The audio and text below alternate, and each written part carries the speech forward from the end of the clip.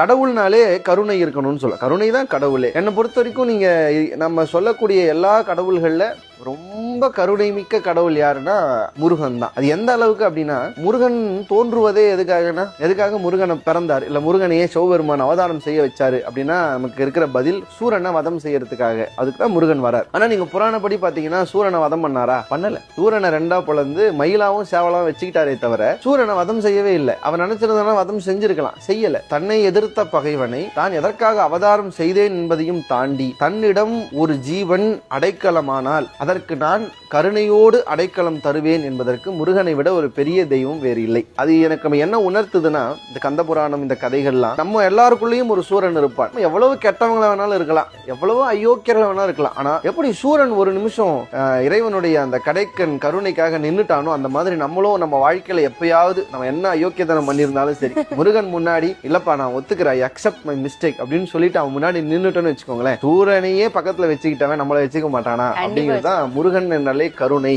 அப்படின்னு நான் பாக்குறேன்.